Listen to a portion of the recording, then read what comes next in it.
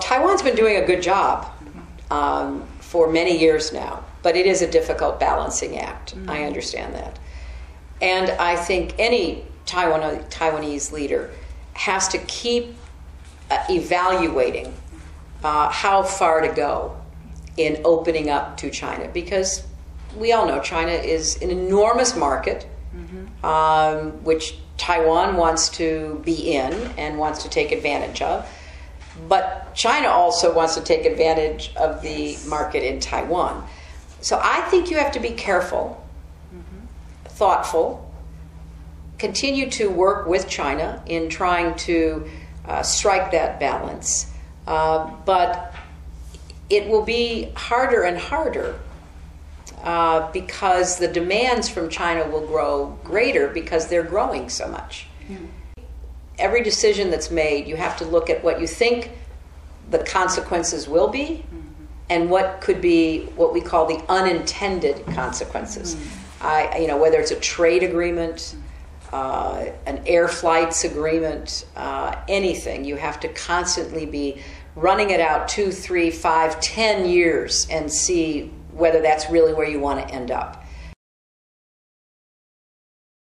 I believe that.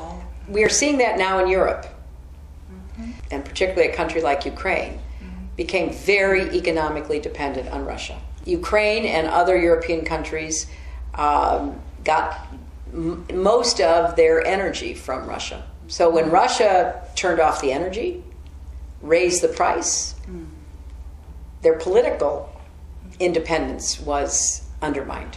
So economic independence goes together with political independence. Now, we are all dependent in some way in our world today, but that's why I'm saying you have to evaluate how far you can go before you lose your economic independence, because it will affect your political independence, any country.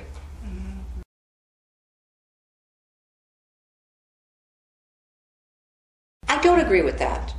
I think that it's understandable and appropriate for Taiwan to forge relationships with China, as long as you do what we've been talking about, which is to be thoughtful about what that means, not just today, but in 10 years.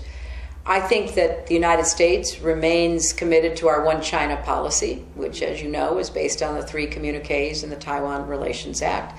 But we have been willing to support Taiwan in many ways against China's objections, and we will continue to do so. And I don't see a big change in the relationship right now.